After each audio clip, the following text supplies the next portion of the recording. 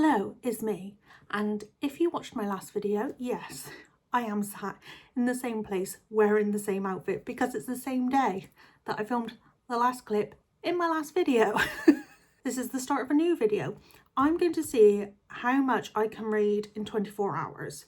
I'm not staying up for 24 hours straight, that'd be redonkulous. We're going to set a timer for every time I read and see how much I can read in those 24 hours and update you on the books. I've got a stack of books here. I don't plan on finishing 4 books in 24 hours. However, you never know. This is the 3rd book. Bloodwing Academy is what the series is called. And this is the Waterstones special edition of the 3rd book. I'm over halfway. For this one, I will possibly count the pages rather than finishing a book. Then the other ones, we can still do pages, but we'll work out the logistics as we go. This will be the book we pick up straight away. So this is The Night We Met. And with Abby Jimenez books, I never usually read the blurb or anything. I just go into it. Once I finish those 2, if we've still got some time left on our hands for the 24 hours, then we can either start We Who Will Die.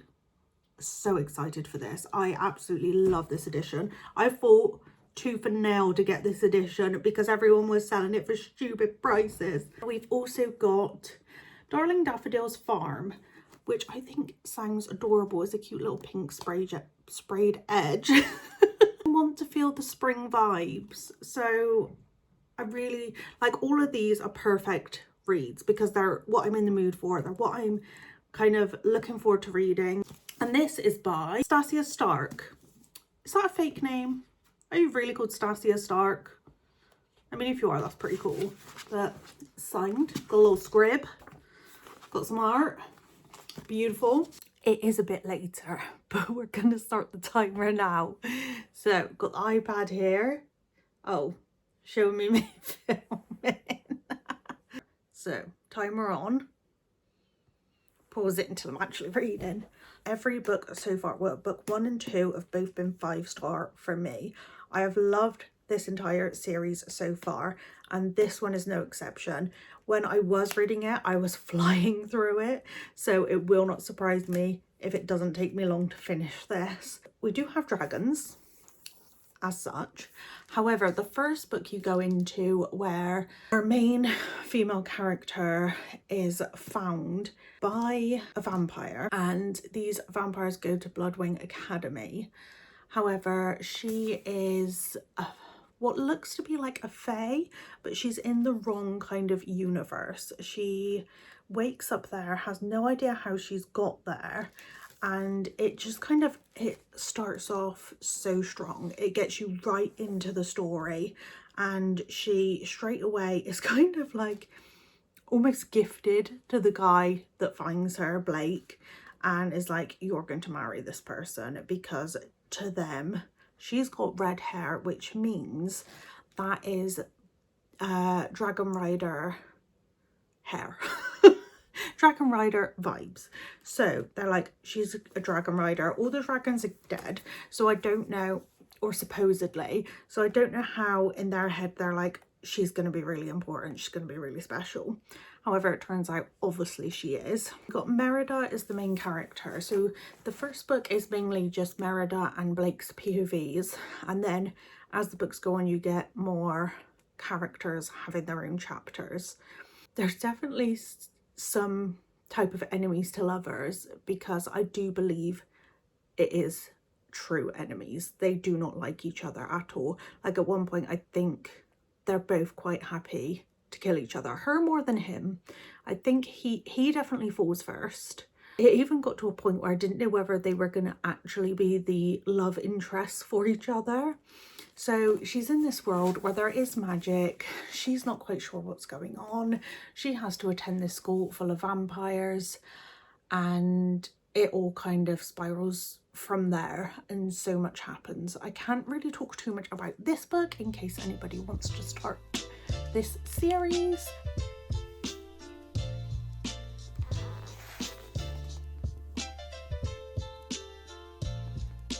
I I just got to I just read a chapter in this book where two of they're kind of side characters in the previous books, but they've become more of like main characters in this last book, and there is a romance brewing between them that I did not see coming. I did not expect it, and I don't know how I feel about it. It's questionable. However, now that this has happened, I have some theories moving forward on what could possibly happen.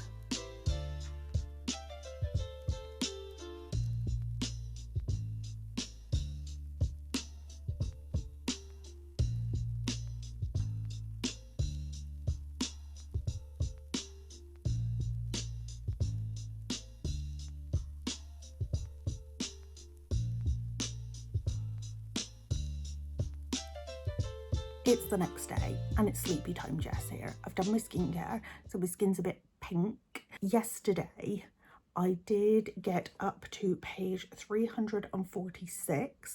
Got my stats here. I read 107 pages, which took an hour and a half. There was a little bit of, I would call, kind of dragon smut, which was not something I signed up for. There are way too many chapters in the book that aren't for our main character. It feels like we've kind of lost Medra in this book and it is about everyone else. So not the biggest fan of that. Medra is a great main character and I feel like she has been sidelined a lot in this book. So it's definitely not my favourite out of the three. I do love Blake's obsession of her.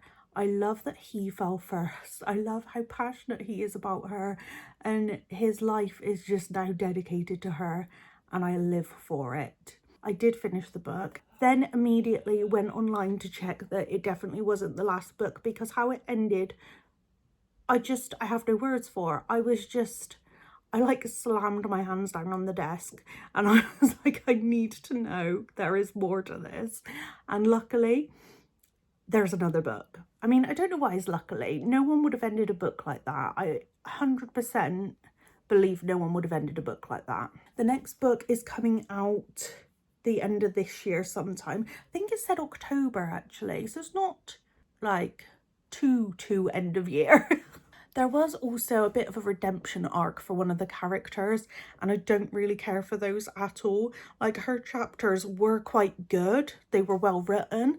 I loved the sass in them. I loved the drama in them, but I don't care for redemption arcs. Like, I feel like, I'm sorry, but you made your bed being who you were and there's no forgiveness from me. I gave it a 3.75 and I think that's fair. I have higher hopes for this last book. If it is the last one, I don't know. I don't know whether this series is going to keep going and going, but we need more Medra back. I did start The Night We Met and straight away I am loving this. However, I'm already stressed for what our main characters are going to go through because it starts off with our main male character Chris getting a phone call saying, oh, please can you take Clarissa and her mum to the hospital. So Chris is Mike's best friend and Mike is the one dating Larissa. Can you see where this is going? Yes, he starts to fall for his best friend's girlfriend. So awkward, and obviously we're gonna root for our main characters to be together. I kind of feel a bit sorry for Mike, but I do feel like Chris in a way is gonna lead Mike in the right direction, and without Chris's guidance, Mike could be a terrible boyfriend. So in a way he's gonna shoot himself in the foot because all the kind acts Mike's gonna do will come from Chris. That's my theory anyway.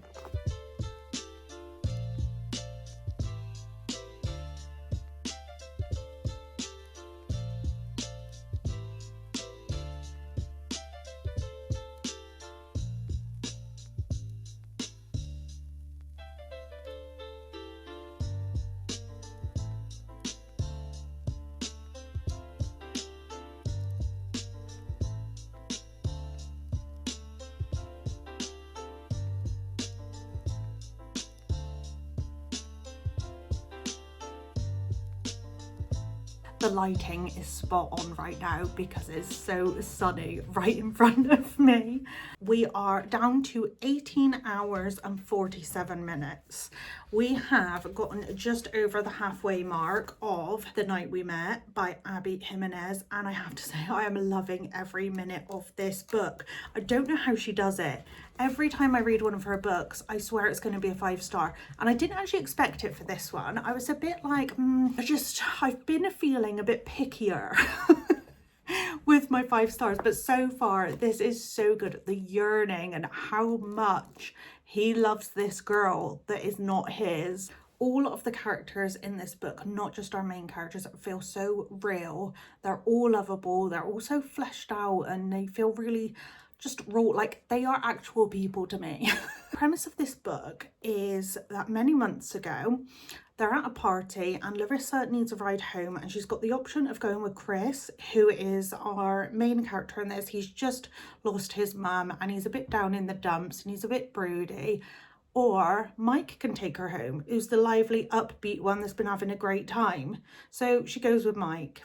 Then months later, she needs a ride to the hospital with her mum, and Mike goes, Chris, can you please take Larissa to the hospital? So Chris, being the gem he is, takes Larissa and her mum to the hospital. And throughout the whole book so far, Mike and Larissa's relationship has mainly been Mike dropping the ball and Chris being there to pick it up every time. And it is slowly coming to pass that she is noticing that Chris is doing these things for her. It's such a good book. I am loving every minute of it. My heart feels so full as I'm reading it. I am nervous for how things are going to go, especially because she is still currently with Mike, and we all know it's the wrong guy. Right at the start, when they have dropped her mum at the hospital and Chris is kind of looking after her in a way, as you can understand, she's going to be upset. Her mum is just going into this surgery. They end up finding a dog, this little dog that they call Wolverine, that they kind of co-parent together. So Chris and Mike are best friends, and Larissa is dating Mike. However, she co-parents the dog with her boyfriend's best friend. Doesn't sound confusing at all. Wolverine is found kind of scavenging for food. They take him to the vets. There's no chip. He's in need of a home, so they decide they can do this together. He does get himself into a little bit of trouble, and the kind of text thread between Larissa and Chris is great when they're communicating about the dog. And because they co-parent this dog, there's a lot of drop-off points where they kind of get to know each other, they discuss things. They both love to read, and they will recommend each other books and they will discuss these books. So there is already kind of the chemistry. There is also more going on with Mike than what is kind of playing out. There are things going on in the background that Larissa isn't seeing because his friends are covering things up. Like at the moment, he keeps getting quite drunk. However, I think there's deeper meaning behind everything that is coming to light or that he is doing. Something else I will mention about Abby Jimenez characters, I always remember them to be quite career driven. So in the past, you've had like doctors, veterinarians, that type of thing. However, it is quite refreshing to read one of her main characters, especially a main female character, that struggles, that has a lot of debt, that has a lot of difficult relationships with her parents. Her dad is no longer there. However, that doesn't mean it's still not difficult from his past actions. She struggles with her relationship with her mother and her mother's actions and what happens with bills surrounding their money and their lifestyle. She is someone that struggles, and I don't think we've really seen a financial struggle in a book by Abby Jimenez. I could be wrong, but it's very refreshing and it only makes me love Larissa more.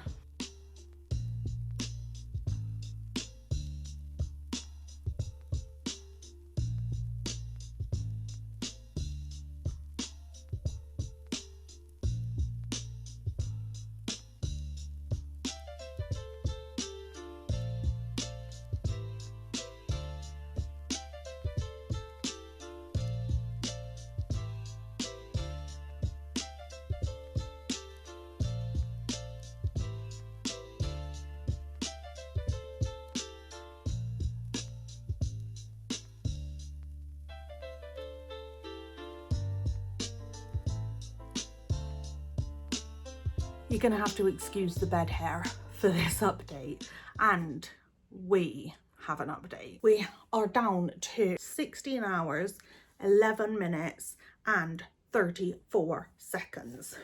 We did in fact finish this book. This was so good. This is an easy 5-star. I just wanted to read some quotes from this book. It's so good. I loved every minute of it. It's been a while since I felt this passionate about a romance book. However, it was perfection. I just cannot say anything bad about this book. When it was Larissa, something primal in me came out. I had no control over how I felt. None. Love is self-sustaining. It doesn't get weak and die when you don't feed it. Even when I put it away, locked it up, shut in the deepest recesses of my heart, I still loved her in the dark. I could love her from a distance. I could love her in silence. I could love her without even wanting to. And I did.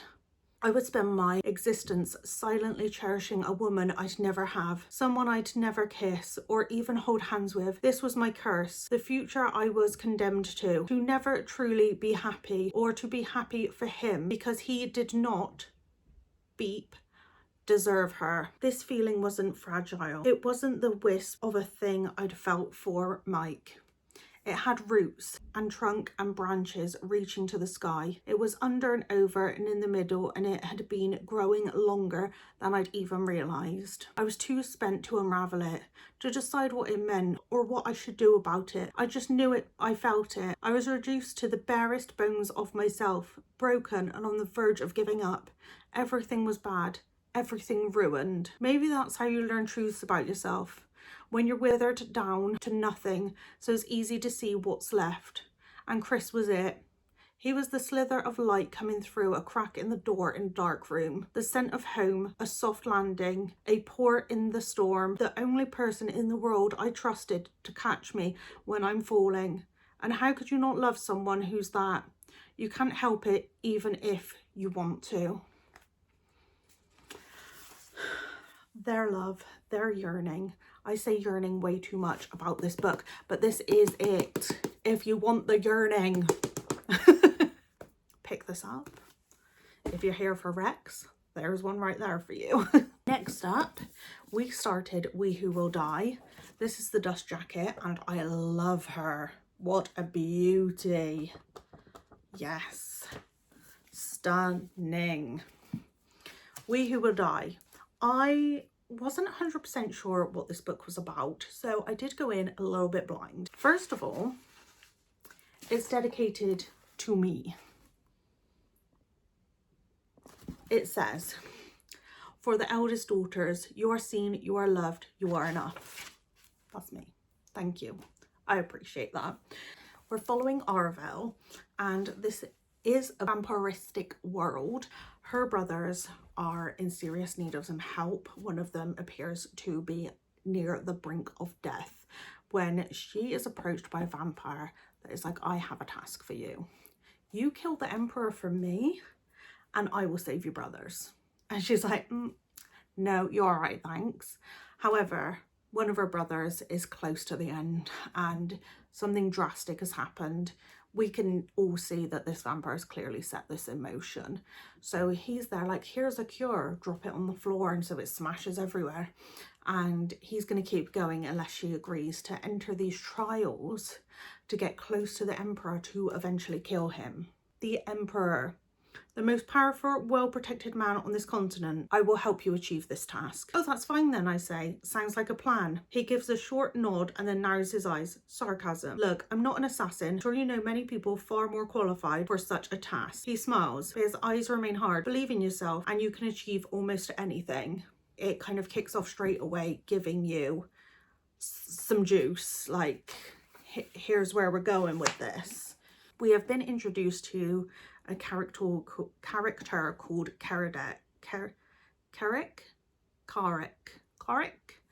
He seems to be very much after our main female character, and she seems to be the only one that doesn't want him.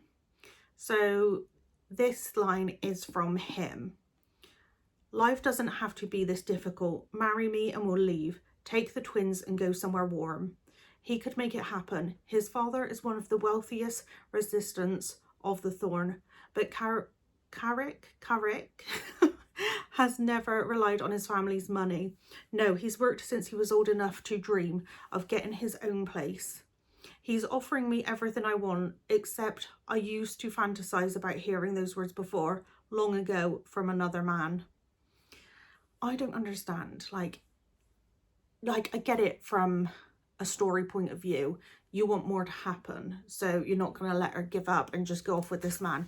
But if this was my life and this guy, this handsome guy is like, I can save your brothers, I could take them somewhere warm, just leave with me, why wouldn't you just do it?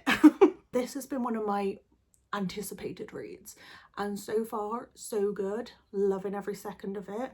I can see this going by very quickly. Let's now read some more.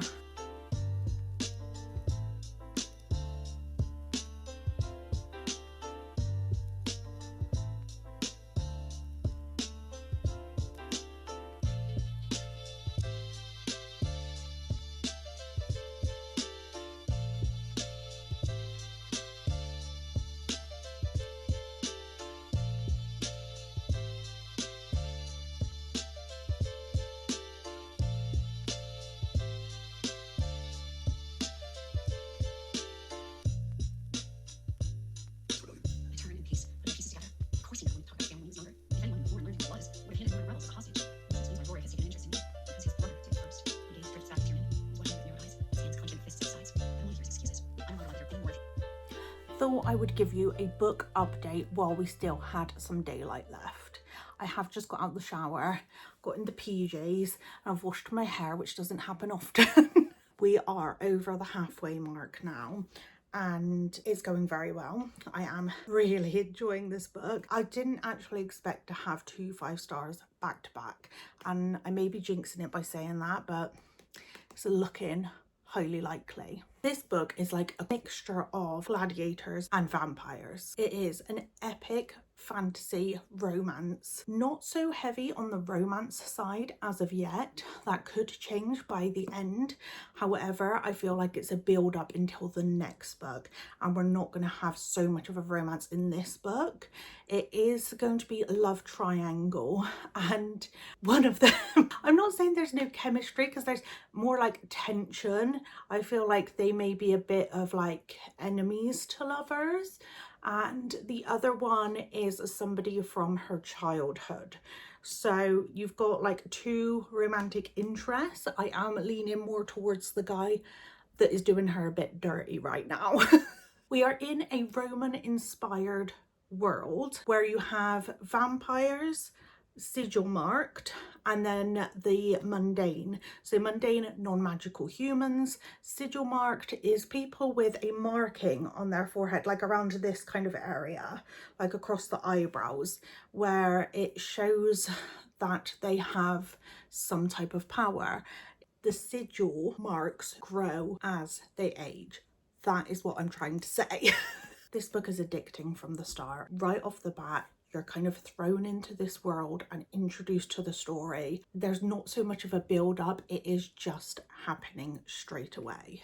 We have ourselves a strong main female character, which just makes it that much more enjoyable since we are getting the whole story from her. She is a sigil mark. Her name is Aravel. She's very complicated, but she's still lovable. She is in a really difficult position, and her drive is mostly for the love of her family.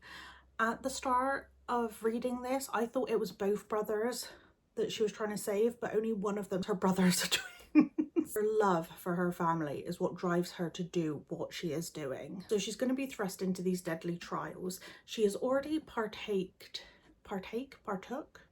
She has already gone through the Sands, which is a trial that all sigil marked must go through. That already gives her not an advantage, but we know she's already somewhat of a decent fighter. There are 3 tiers when it comes to the sigil markings. So you've got your gold, silver and bronze marked. So you've got your tier rankings in showing the strength of the sigil marked. Another interesting thing about this world is that vampires can also be born. So also they've kind of got the general vampire abilities. They can't go out in the sun, but they do have a sun tonic. Although if you drink too much of it, you can get something called, that they call sun madness, which does come up in the book a little bit, where they become a bit obsessed with the sun. And being a vampire, that can cause some issues. The trials she's going into now is called the Sundering, which is like the higher level of difficulty compared to the Sands. It's like the Sands but on steroids. There are 3 trials and she needs to get through all 3 of these trials to become part of the Presidium Guard. Or, well, I don't know if it's the same thing, but there's also the Sigil Marked Syndicate, which is a group of high-ranked sigil marked people.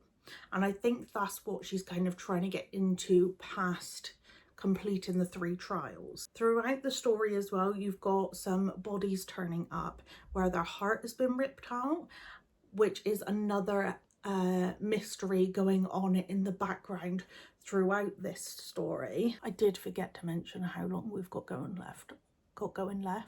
How long we've got left on our timer. So we are down to 13 hours, 10 minutes and 42 seconds.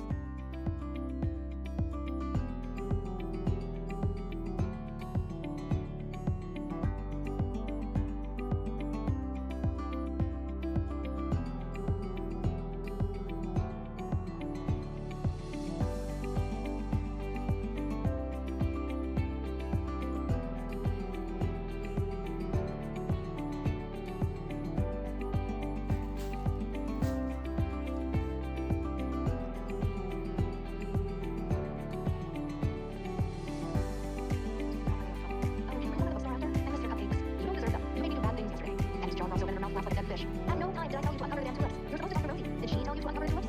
No. In fact, she wouldn't show you the value of the stars.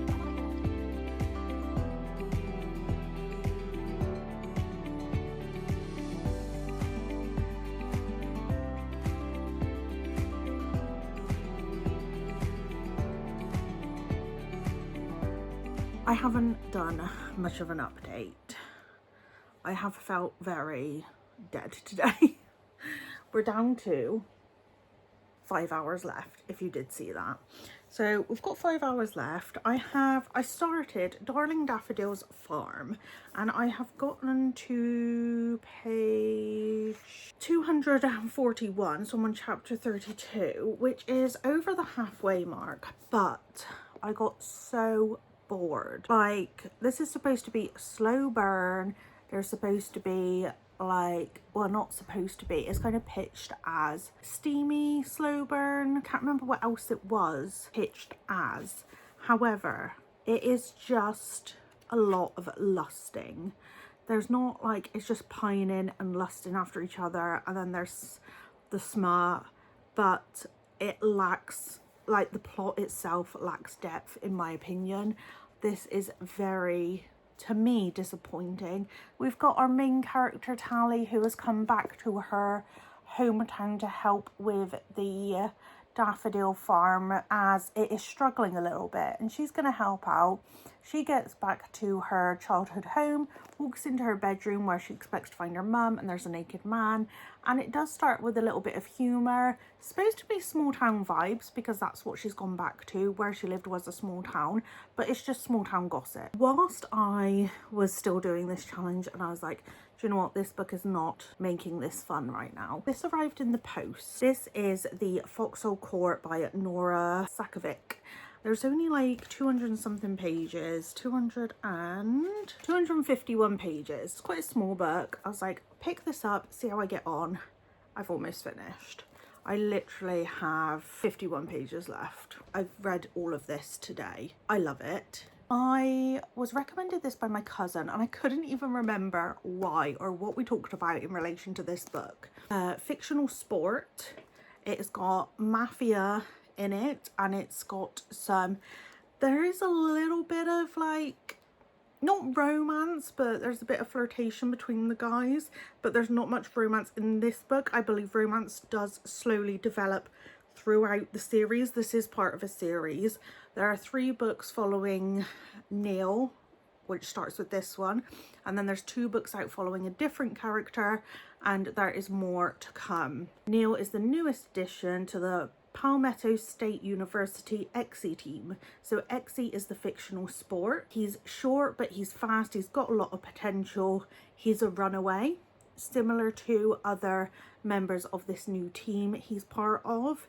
He's a son of a murderous crime lord known as the Butcher. He signs a contract for the PSU Foxes, and the last thing a guy like Neil should, which is the last thing a guy like Neil should be doing. Hello, what's in the bowl? Is it grapes? This clip is taking a pause because Josh is moving me from the spot. Move. You move. If you think I look incredibly tired, it's because I am. Maybe I don't look as tired as I feel. I hope not. I have 1 book left to finish, and this is my 2-star, but I mean, maybe it picks up at the end. Not hopeful. Let's discuss The Foxhole Court. I couldn't put this down. I binged it so bad. It isn't the most incredible writing, but that doesn't stop how bingeable this is, or how good it is, how enjoyable. It is about a boy named Neil. There is found family, there is a mob, there is a fictional sport called XE. This is part of the first trilogy that was actually written in 2013, so it's been around a short while. I am itching to pick up the next book, and at the start of this I was concerned I wasn't gonna like any of the characters. However, I do think Neil and Andrew are top tier characters. All of them in their own way I kind of love a little bit. I wouldn't say it's for everyone. I wouldn't say I recommend this for everyone to pick up, because it's not going to be everybody's cup of tea. Everything about this book just works. I'm giving it 4-star. However, I do see this series kind of becoming one of those that I just pick up all the time and want to reread. However, I don't have the rest of the books just yet. I am really excited for the next one though. Things have taken a turn. This is being DNF'd because I just got to a spice scene that was just making me cringe, and I was like, oh my god, I hate this. And I don't hate spice in books. It just needs to be done right. And I just didn't believe the chemistry these characters had. I wasn't interested in the story. I was bored and then cringing as well. I just needed to give up. I think this book is adorable and I wanted to love it. I just don't. And I'm not going to keep a DNF on my bookshelves. So this one is going bye-bye. Saying that, I did pick up Secrets in the Dark by Darcy Coates instead. This is the second book in the series, the Dark Winter novel series. So page 70. We are making good progress with this one and I am happy again. I am loving reading again. This is fantastic. This is a apocalyptic world. The first one, obviously you read first. I will tell you a little bit about the first book in this series. So we have areas that are going kind of blank, like completely disappearing, in a sense that people will go into these areas and never be heard of again. Even TV reporters went into some of these kind of, I can't remember what they called it in the first book, these areas that were kind of being cancelled out. Because this is happening, there's a lot of fear and a lot of uncertainty. So our main character contacts her sister. No, her sister contacts her and she's like, turn on the news. Have you seen this? Get to my bunker. We need to make sure we're safe. She starts to drive. Then we have a bit of an incident and our main character forgets where she's going, why she's going, what's going on. She's in amongst the snow. Somebody pulls her out to help her and she ends up in this house secluded with this strange guy that she's never met before. They both have no idea what's going on. However, they just think it's a really bad storm. The weather is being really uncertain. However, they are kind of trapped in this place, and it isn't until further along in the book you're not sure who to trust. Apocalyptic world. I love the vibes, and I am really enjoying this series. I know I'm only on book 2. Book 1, I think I gave a 4-star. There wasn't anything wrong with it. I just didn't have that, you know, the 5-star feeling that it was an elite book. Hopefully in this series there may be one that becomes an elite, could have a 5-star. I'm not getting that feeling yet. It's still kind of the 4-star feelings, which is still good. I'm happy to take that, especially after a DNF.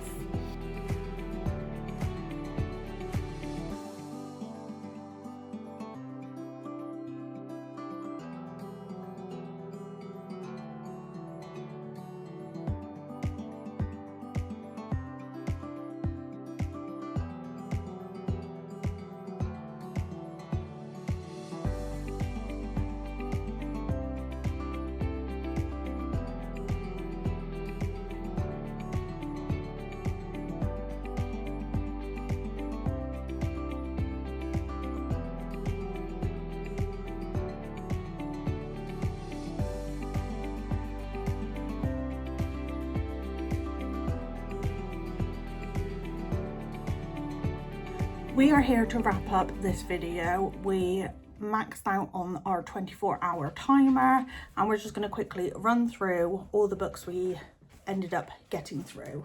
The first book I finished was The Wings That Bind by Briar Bolin, and I think I read about 40% in this video. I gave this a 3.75. It wasn't the best in the series. The first 2 I gave 5-star, but it is a series I will still continue with. If I ever decided to reread it, I could end up possibly bumping it up to a 4, but at the moment, that is where we stand. I then read 100% of The Night We Met by Abby Jimenez, and this was a 6-star romance. This is one of my favourite romance books. I cannot remember the last time I read a romance this good. Then we read 100% of We Who Will Die. This is my favourite book of the year so far. This is a new favourite for me by Stasia Stark. Then we picked up Darling Daffodils of Pham. It was DNF. I would say I read about 60%. So with our 40% at the start of this video, I would say that completes 4 books. So this is by Brunette Nicole. I haven't read anything by her. I don't know if I'll pick up something else by her. I mean, I could give her another chance, but I don't really rate one that I don't finish. Although after reading 60%, I would say probably a 1-star.